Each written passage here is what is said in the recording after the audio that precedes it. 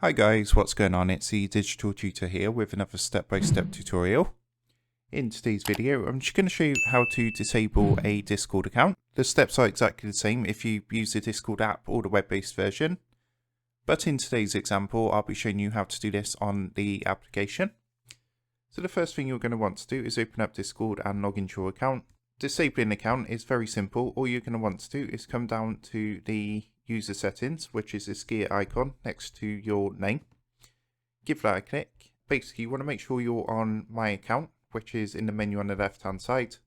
And then all you want to do is just scroll down all the way to the bottom until you get to the account removal section. So you've got two options. You've got disable and delete account. If you delete your account, it's going to be permanently deleted. But if you disable account, then it will just disable it and you can recover it at any time. So all you need to do is go ahead and click the red disable account button.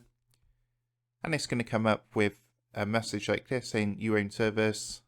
So if you do have any servers, then what you need to do is basically transfer ownership of all servers that you own first.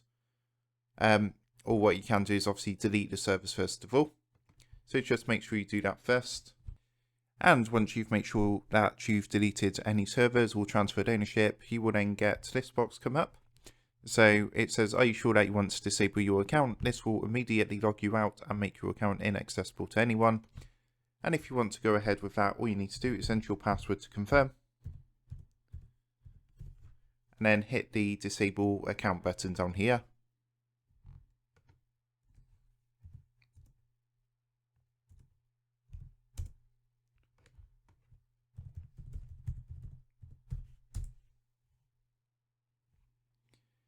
And you'll see what's going to happen. That's going to bring me back to the login screen, and that's actually going to disable the account.